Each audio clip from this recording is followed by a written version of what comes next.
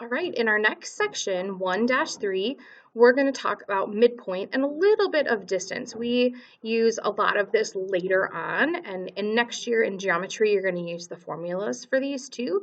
But for right now, we're just going to kind of get the concept of what these are. So when we talk about a midpoint, we mean the point that divides a segment into two equal pieces.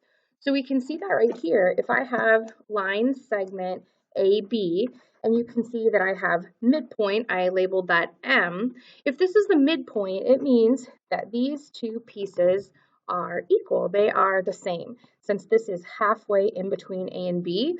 So like if I said this was 5, I would know that that is 5 as well. I can see that this segment AM, this piece right here, is the same as the other half MB.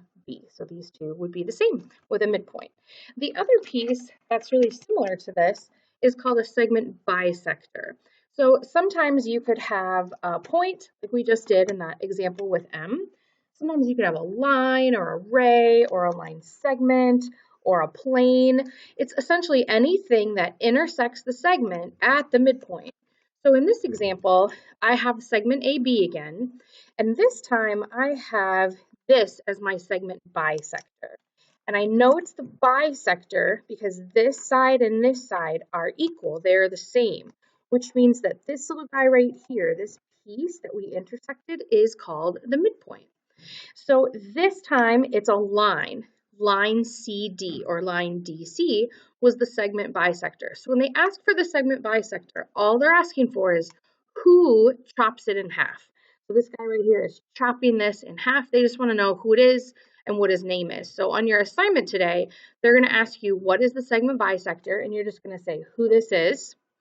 And then sometimes they'll ask you for solving, or they'll ask you for different pieces. So again, line CD is the segment bisector of segment AB. So again, you might see that if I draw like another little segment. Again, if maybe I said this is segment AB, and this time the bisector is just a point. And I would say it's point M. That's the segment bisector. Again, it's who chops this in half. That's what they want to know when they ask you for the segment bisector.